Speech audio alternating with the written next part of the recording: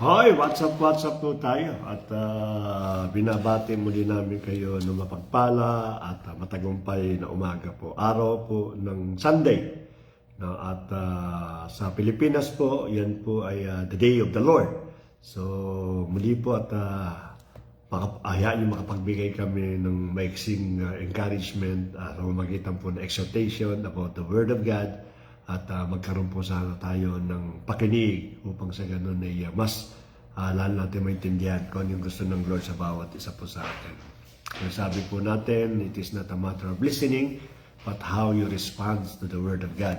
Yun po napaka-importante po. Yung pong kaganapan ng salita sa bawat buhay po natin. At hayaan nyo na itong oras po dito ay makapagbahagi nga po kami at paki-share din po ng ating pong ibang video sa mga madyo sa buhay. Who knows na sa magitan po ng itong video ay maabot po natin yung mga mahal sa buhay na hindi pa nagsusurrender ng buhay sa ating pong Panginoon. Pagpalain ang bawat isa po sa atin at magandang umaga po o hapon sa Pilipinas o saan mang bansa kayo naroon. Mapagpalang araw po sa inyo po lahat. Good morning! Shalom po sa inyong lahat. May the peace of God that transcends all kinds of understanding be with you now and forevermore. At sa umagang ito ay dahil nagkukwentuhan kami ni Pastor Bernard ng mga bagay-bagay sa mundo. At naalala natin of course importante po na tayo makapag-vlog, no? Higit sa maraming usapin sa buhay, pag-usapan po natin ang salita ng Panginoon kasi ito ang pinaka-importante. Yung Word of God na kumpleto na sasagutin lahat ng mga katanungan natin at magkakaroon ng resolution lahat ng mga issues natin sa buhay. Okay? So, ngayon po ay pag-usapan natin yung state ng puso ng tao. Ano? Ang sabi po kasi dito sa Matthew chapter 5 verse 27, ituloy po natin hanggang 30. Ano? Ang sabi po dito, bigyan po natin ng title na Adultery in the Heart. No? Yung adultery in the heart. Kasi akala po ng iba, nagko-commit lang ng adultery kapag ka nakipag-relationship ka sa isang taong may asawa na. No? Or kasi pag po nakapag-relationship ka out of marriage at pareho namang binata at dalaga, this is called as fornication. Pero kung merong asawa, yung tao, ay ito po daw ay adultery. Pero mas tingnan natin kung anong sinabi ng Bible patungkol sa adultery. No? Ito ba ay dapat ba makomit mo para tawagin kang adultery or adulterous person? Or basahin natin itong ano. Sabi po sa ito na lang pong King James Version ang babasahin ko kasi masyadong maliit yung letra ng aking NIV. Okay. Sabi po sa Matthew chapter 5 verse 27 hanggang 30. Sabi sa 27, "Ye have heard that it was said by them of old time, thou shalt not commit adultery." 28, "But I say unto you that whoever looketh on a woman to lust after her has committed adultery with her already in his heart. And if thy right eye offended thee, pluck it out, and cast it from thee. For it is profitable for that one of thy members should perish, and not thy whole body should be cast into hell. And if thy right hand offend thee, cut it off, and cast it from thee. For it is profitable for one that one of thy members should perish, and not thy whole body should be cast into hell." So, sabi po dito, sinabi daw po sa Old Testament na huwag kang mangangalo niya, no? Pero ang sabi daw po sa New Testament, sabi ng Panginoong Jesucristo, ang kung sino man daw pong tumingin sa babae na mayroong pagnanasa, no? Pagnanasa, ay ikaw daw po ay nagko-commit na ng adultery.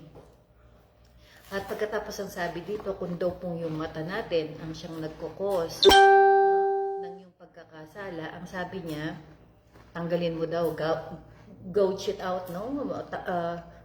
Dukutin mo at tanggalin. Kesa naman daw mapunta ka sa impyerno sa impyerno. Mainam pa daw mapunta ka ng langit na merong isang mata. Ganon din daw po yung kamay mo na nagkakasala at baka dalhin ka sa impyerno, putulin mo na lang.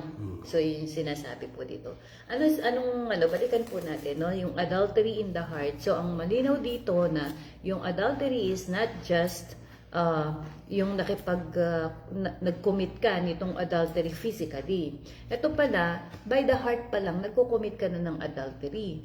So, kung tiningnan mo pala yung isang babae na merong pagnanasa, ay ikaw na yung nagkakaroon na ng adultery. Kasi bakit, no? Yung heart mo, napaka talagang deceitful ng heart, eh. Kasi, ang sabi nga ni Kuya Richard, sabi niya, nagkukwento siya kahapon, di ba?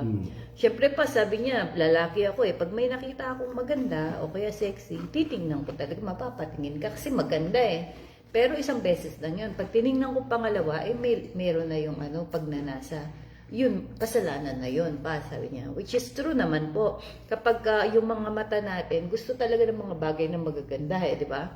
Kahit ako, pagkagwapo o maganda, sasabihan ko pa po si Bernard, tingnan mo yung nakapulang damit. Ako mismo, umahanga dun sa mga babaeng magaganda, lalo na kung magandang manamit, kahit hindi siya kagandahan, magaling manamit, ay talaga namang palagi kong titingnan yun, babae o lalaki. Gusto kong tinitingnan yan. Ngayon, iba yung tinitingnan mo na may paghanga kesa yung may pagnanasa. Iba kasi yung pagnanasa. At yung pagnanasa na yun, the more na lagi mong tinitingnan, in your secret place, ano na ang gagawin mo? At minsan nadadala na maging sa panaginip. So ito po, no, yung puso natin nga talaga is pakaingatan natin. Kapag alam natin na nagkakaroon ka na ng parang desire dun sa tao na yon dahil dun sa looks niya, o hindi man looks, siguro mahanga ka kasi matalino, o mahanga ka kasi magaling manamit, o kaya magaling manalita, di ba? At prone dyan ng mga pastors kasi laging nakikita sa pulpit, no? Parang dito, ganyan. So, yun po yung nangyayari sa panahon ngayon. So, yung mundo po natin ngayon ay ginagawa nilang legal, no? Nino-normalize nila yung adultery. Hindi lang sa puso, kundi sa action na.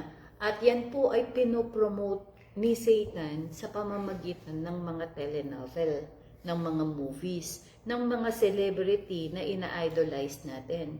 Kaya po ang tawag sa mga artista star.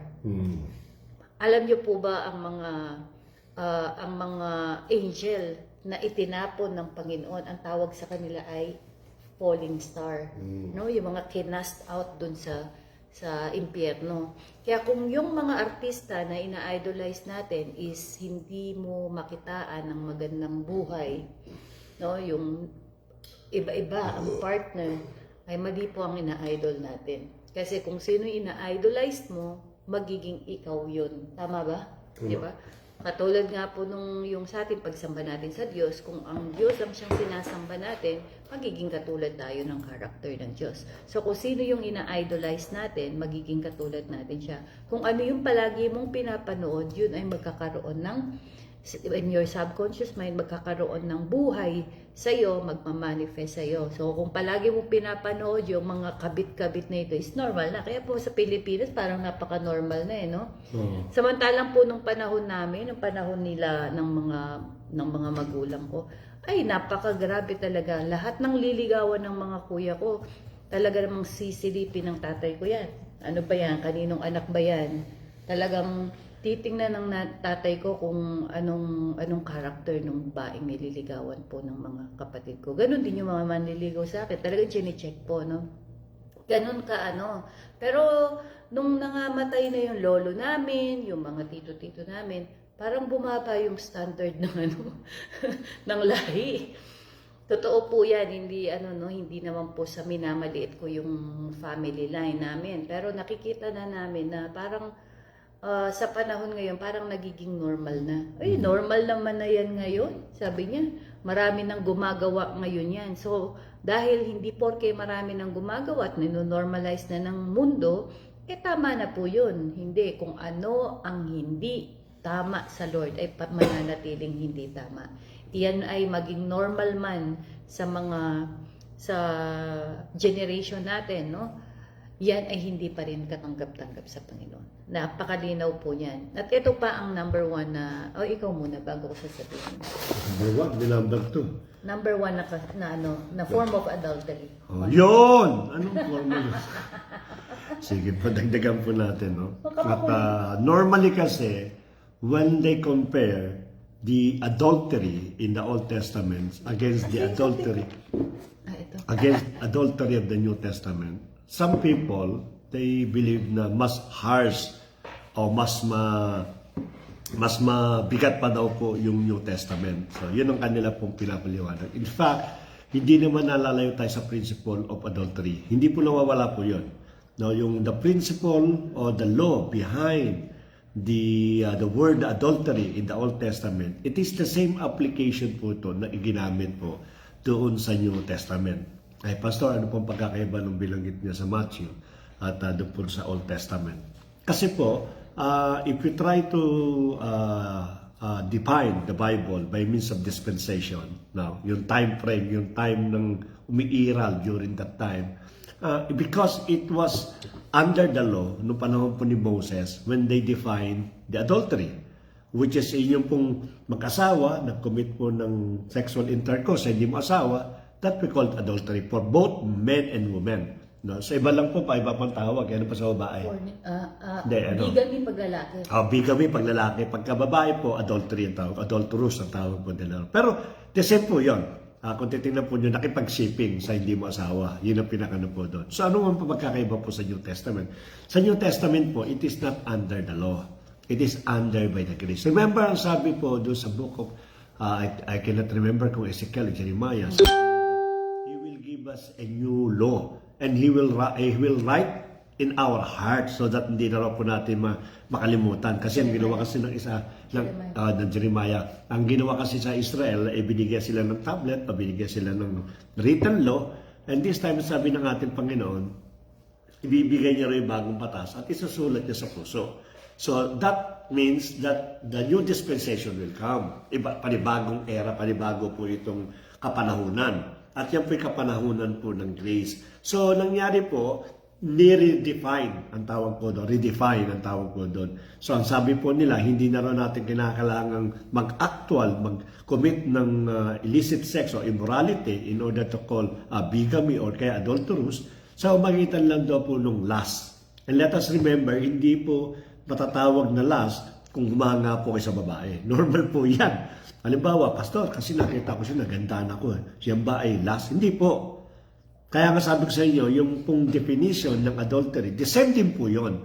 So nakakahulugan lang po, this time naman, sa mind mo kasi naglalaro ka ng mga sexual immorality. Yung pagnanasa. Pag sinabi mong pagnanasa, you are creating images in your mind na as if na you are making the sexual intercourse. Yun po yun. Kaya doon pa lang, hindi mo pa na kinukomit, pero doon pa lang, therefore nagkakasala na po tayo ng adultery.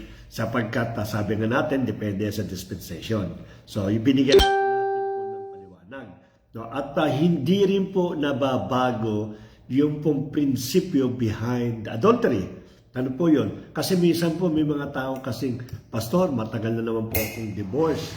O matagal na po kami, hindi man kami divorce, matagal na kami hindi nagsasama ng aking asawa. Kasi nga po at may sarili siyang pamilya, therefore sabi ng aking asawa, either babae, lalaki, maghanap ka na rin ng ibang pamilya mo. So since ikaw ay born again Christian, at natuwa ka nung sinabi ng asawa mo na pinapalaya ka, nang ginawa mo, naghanap ka ng partner. No? As if na nagkaroon kayo ng mutual understanding. Hindi po yan lulusot sa salita ng ating Panginoon.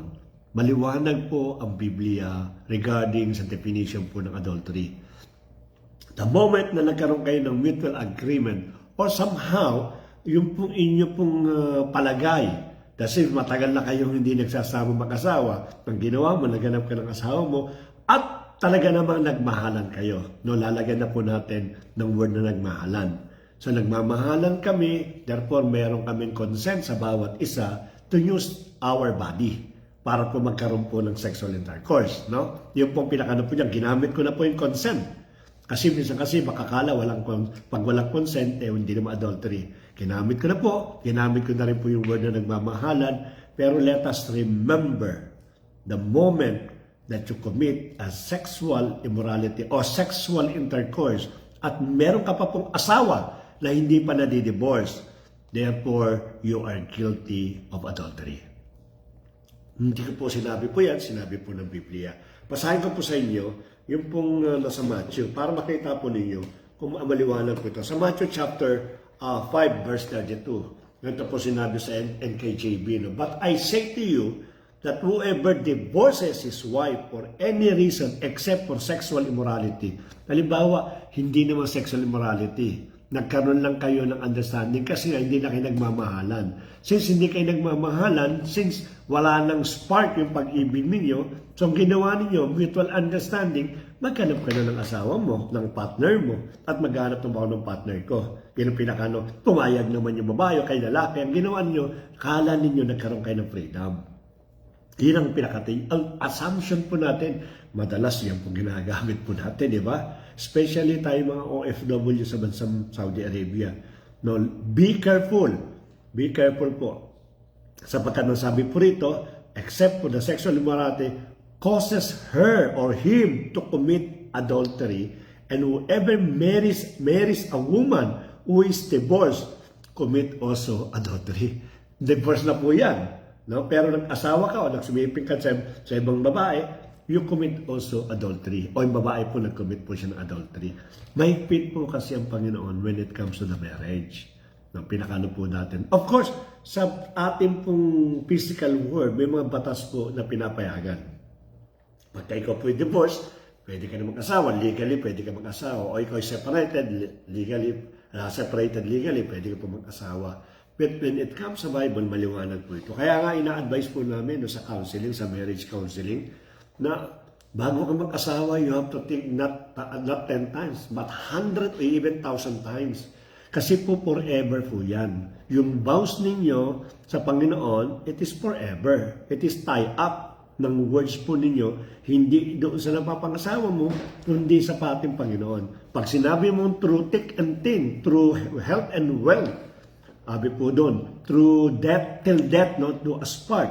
Ang sabi po doon, that is your vow and commitment sa ating pong Panginoon toward doon sa asawa mo. So, hindi mo ibinigay sa asawa mo yung vow na yun, kundi ibinigay mo sa Panginoon. Sa harap ng ating Panginoon, nangangako ka na no one can separate you sa marriage na yun. But of course, sabi nga natin, legally may mga kaparaanan po yan. But let us let us put everything in legal. Kung kayo po ay sasama, nagmamahala naman kayo, then first for me, kung ako tatanungin po, i-advise ko sa inyo, fix first your previous marriage. No? Maghanap kayo ng paraan kung paano po yung mga legally na mawawala upang sa ganun ay makapagsama po kayo. We are not extremists, no? Na nabubugbog na papatayin mo ni asawa mo, ayaw pang iwala. Hindi kami kanong extremist. Sabi nga natin, lahat po ng bagay ay meron pong dapat na magandang reasons. No? Kaya lang po, kung kami tatanungin po nyo spiritually, dapat po talaga ayusin mo natin yung ating marriage na nasira. Kung gusto niyo po tayong mag-asawa muli, then meron kang nakitang nagmamahal o nagmamahalan kayo, fix first your previous marriage. Marami na pong kaparaanan ngayon, especially sa bansang Pilipinas, ina-allow na po ngayon ng divorce. No? Bagamat of course magastos, pero and yet ganun po talaga dapat. Hindi naman Diyos ang nagkamali, ikaw nagkamali, o kayo mag-asawa nagkamali. Therefore dapat i-shoulder nyo yung mga consequences ng inyong pong broken marriage. So again, uulitin po natin, ang adultery po hindi po nagbabago po yan. The definition of adultery in the Old Testament and even in the New Testament, it will be the same. Sapagkat ang Diyos po kailanman hindi po nagbabago. Kung ano po nasabi niya, that will be the law. Eternally, yan po magiging batas na po habang buhay. Sapagkat ang Diyos nga po, sabi ko sa inyo, hindi po siya tao na pwede binanggit niya ngayon, and later on, kinabukasan, sasabihin niya, hindi, babaguhin ko itong aking batas na ito. Hindi po. So maingat po tayo, especially sa mga mag-aasawa, at lalo na sa mga nag-asawa na nasira po yung kanilang marriage. let us fix first. Ayusin po muna natin bago tayo mag-commit sa ating pong panibagong minamahal. Or kung talaga po may relationship na, iwasan po muna yung sexual intercourse until such time na magkaroon kayo ng legal separations. Mahirap daw, sabi nga niya, that is your consequences, no? That will be the consequences. Kasi po, hindi naayos yung una pong marriage. Ulitin po natin, hindi po nagbabago ang adultery sa New and Old Testament. Sapagkat marami po ngayon ang ginagamit ng pag-ibig. Nag-iibigan po kami, pastor, hindi mo kami pwedeng awatin. Kinagawa namin yung sexual intercourse out of love, not out of flesh or out of sexual desire. Yan ang pinakano. Ano man ang paliwanag ninyo, mabuti man at maganda yung pagkakapaliwanag po ninyo, the Bible, the Word of God, still the Word of God. Hindi mo pwedeng baguhin po yan. Salamat po and God bless po sa inyo. Okay. So, liwanagin natin ito, no? Basahin ko ulit para malinaw. Sabi niya, whoever shall put away his wife, let him give a writing of divorcement. Okay?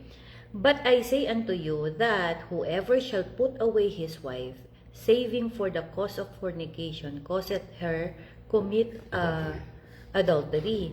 And whoever shall marry her, that is divorced, committed adultery. So, ibig sabihin, hindi mo pwedeng i-divorce yung asawa mong babae unless siya ay nag-commit ng adultery. Okay? Or any sexual immorality. Ngayon, yung babae na yan, na nag-commit ng sexual immorality, although may divorce paper siya, hindi mo pwedeng asawahin yan. Kasi magko-commit ka rin ng adultery. Pero, kung sila ay naghiwalay, hindi dahil dun sa sexual immorality, ang nagkaroon ng nag-commit ng kasalanan ay yung laki, bigamy, at dinivorce niya yung babae, pwedeng mag-asawa yung babae. Bakit? Kasi yun po'y sinabi, ang hindi lang pwedeng mag-asawa ulit, ay yung babaeng nag-commit ng sexual immorality. Ito po kasi nung panahon panahon ng Panginoon natin, and even in the Old Testament, naging extreme kasi. Ginagawa nilang excuse yung divorce kahit na yung konting mali lang ng babae. Parang dito, no? Pag hindi mo napagtimpla ng kape, pwede mo nang i-divorce. Pag nagsagot-sagot ka sa asawa mo, nangatwiran ka, kahit na tama ka, pwede mong i-divorce. Ito po yung sinasabi dito na hindi po pwede. Yung iba, sabi ng pinagsama ng Diyos hanggang katapusan. Yung psychologically, drain na yung babae, nagkakaroon na ng depression, no? Yung katawan niya bumabagsak na kasi palaging dinadala pa sa bahay yung babae nung or nakikita niya kung saan or naririnig niya, nababalitaan niya na mayroong babae yung kanyang asawa. Yung iba naman hindi naman ng bababae pero talaga namang binubugbog, no? Yung physically at saka verbal na pananakit ginagawa sa kanya. Ito po'y allowed, no? Ina-allowed po ng Lord. Kaya malinaw po, no? Pagka naghiwalay, ang kaso ay sexual immorality, kaya ka dinivorce ng asawa mong lalaki, ang mag-aasawa sa'yo, nagkukumit pa rin kayo ng sexual immorality. Kaya kung gusto mong mag-asawa ulit, huwag kang mag-commit ng sexual immorality. Hayaan mo yung asawa mo. Yung asawang lalaki ang siyang mag-commit lang ng sexual immorality para meron ka talagang basihan na or dinivorce ka niya, basta ayaw niya na lang sa'yo. Kaya may na-commit siya, wala siyang ibang partner, basta sabi niya, ayoko na mag-separate tayo, bla bla bla. Okay yun, pwede ka pang mag-asawa. No, nililinaw natin po, no? Kasi parang napaka-extreme nung iba na, ang pinagsama ng Diyos, hindi pwedeng paghiwalayin. Bugbog sarado na nga, araw-araw nakakakita ng star. Ano yung biro nila? Yung pag nanliligaw daw, sabi nung lalaki, sabi niya, tatawarin ko ang dagat, no? Aakyatin ko ang bundok, susungkitin ko ang mga bituin at ibibigay ko sa iyo. Hindi lang basta binigay Araw-araw daw may bituin kasi pagka sinusuntok na ganyan, nakikita mga bituin. Umiikot-ikot sa mata.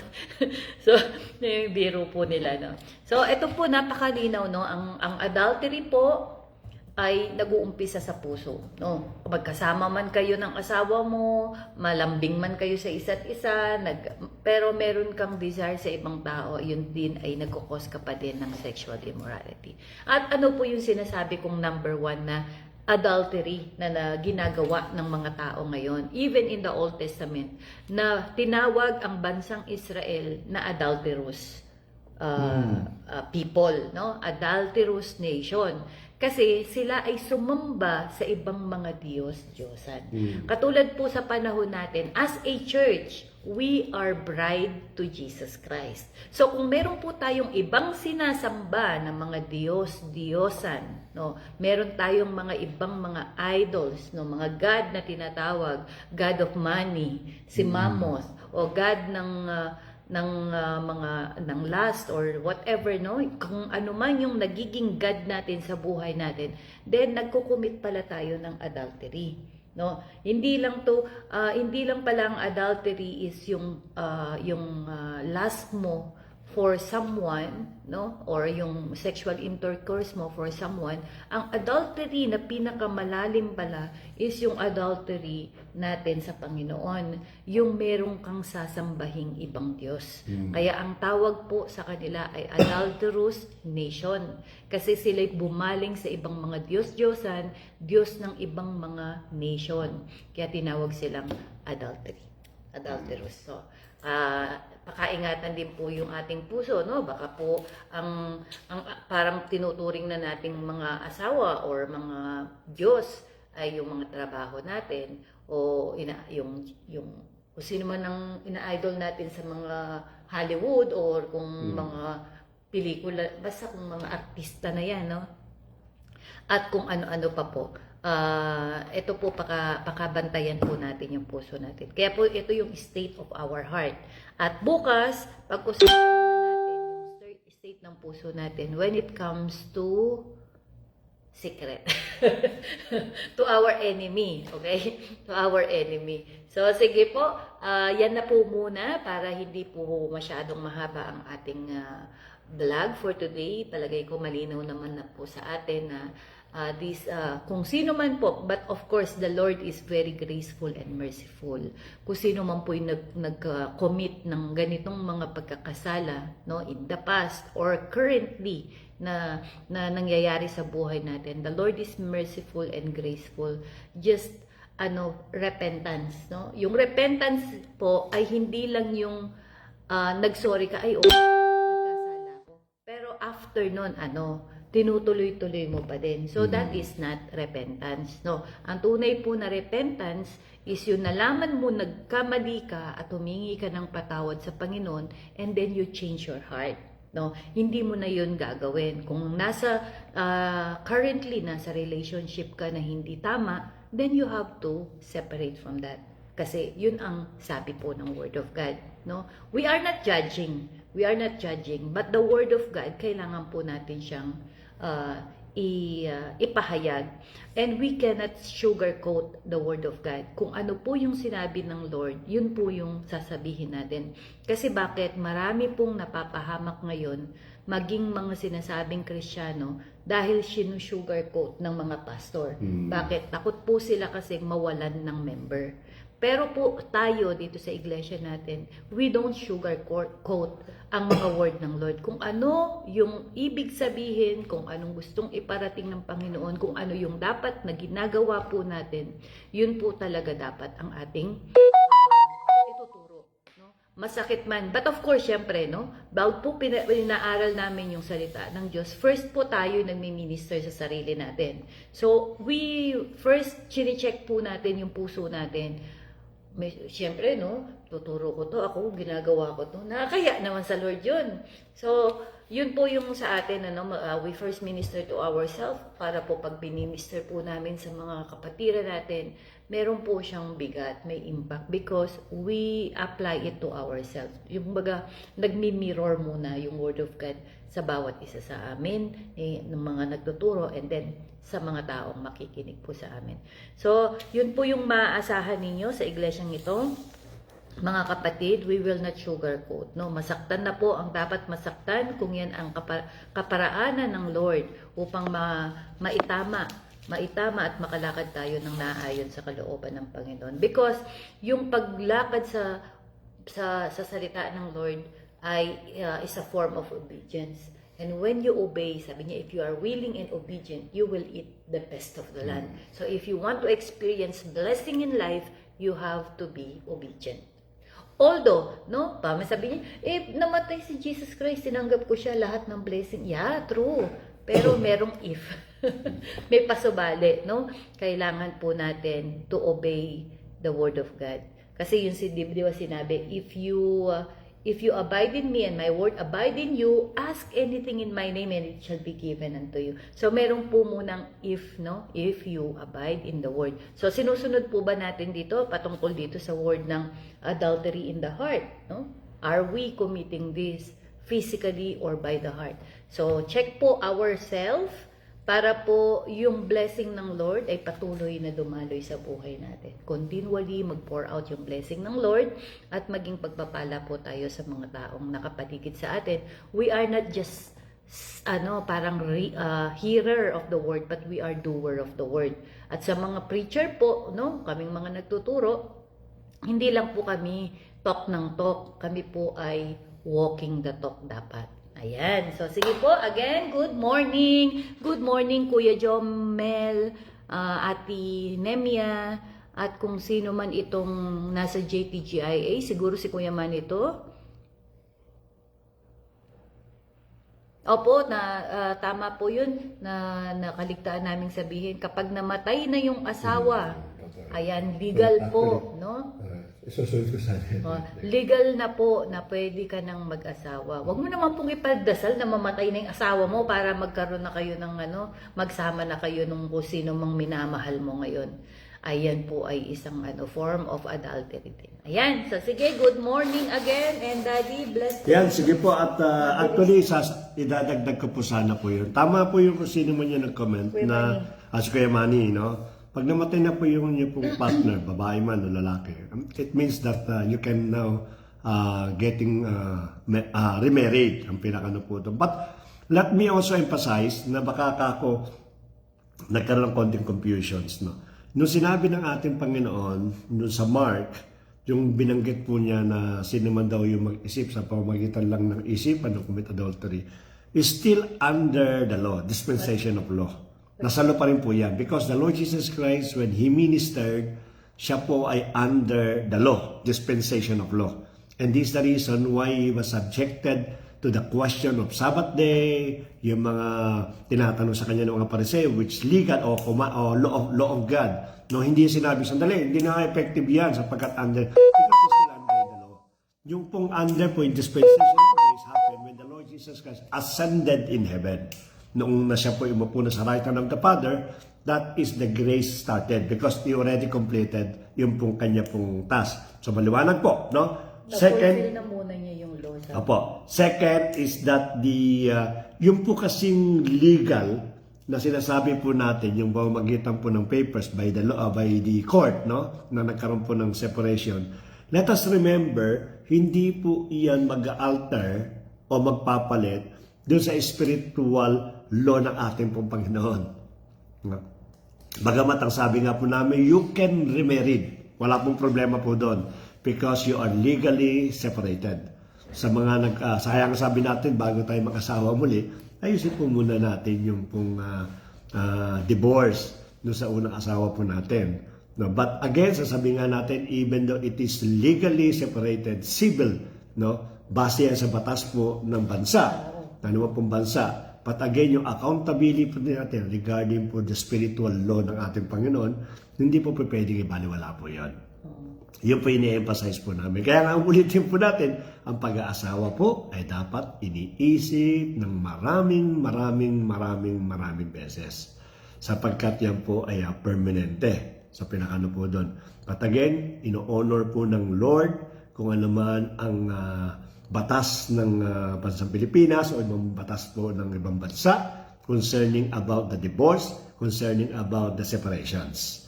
Na pag sinabi po ng batas ng tao, ng batas ng bansa ninyo that the moment that you get legally separated or you get divorced legally, pwede ka na mag-asawa, then therefore you can go on marriage. Ang pinakano po doon. Wala po kami gagawa po doon sapagkat during that time, you are legally single. Tanggal na po yung inyo pong pag-aasawa. That we're talking about the spiritual law. Yun ang pinag-uusapan po natin. So I hope maliwanag po yun sa atin po na nag-ano. And again, panawagan po namin, while you're still processing the legality of your remarriage o yung pag-aasawa muli, no? Wag po muna tayong magsipin. Ako, mahirap yun. At Pangalawa yun. Number 2 ko na sinabi yun, yun po ang pinakano po. Wala tayong magagawa. There will always be consequences. Kaya tinuturuan tayo ng ating Panginoon. Okay. Ako na Maliwanag po. Hallelujah. Tayo po ay manalangin. Praise God. Father God, we glorify and magnify Thy name, for You are good and righteous. Indeed, O Lord, You have given the law for us to be as a guide for us not to commit sin. And at the same time, thank You for Your grace that You have given us the power to obey and fulfill the law. Thank You that You have already fulfilled the law. At hayaan mo, Lord, sa araw na ito, sino man ang nandito sa ganitong situation, give them the courage and the boldness, Panginoon, to do as your will, O Lord God. Maayos po yung kanilang mga relationship at maging precautions para sa amin not to fall into temptation at ma-fall, Panginoon, sa pagkakasala. Patuloy mo nga po kaming gabayan sa bawat araw, patatagin sa pamamagitan ng banal na Espiritu na hindi kami makakumit ng adultery even in the heart, O Lord God, at sa physical. Salamat, Lord, sa araw na ito at patuloy mo nga pong pagpalain ang bawat isa sa kanilang mga ginagawa at mga naman planuhin namin, Panginoon, sa aming buhay ay ito po ay mapangyari sa bawat isa sa amin. Katulad ng Panginoon na pinangako mo sa bansang Israel at ito'y aming inaangkin, Panginoon, ng Jeremiah 29:11. Ang plano mo sa amin ay hindi ang kapapahamak namin, kundi ang kabutihan namin at kabigyan kami ng magandang kinabukasan, O Lord God, ng pag-asa. Lord, maraming salamat po at muli, Panginoon, sa iyo namin tinataas ang lahat ng ito. Ito po ang aming panalangin sa pangalan ni Jesus. Amen. Bye.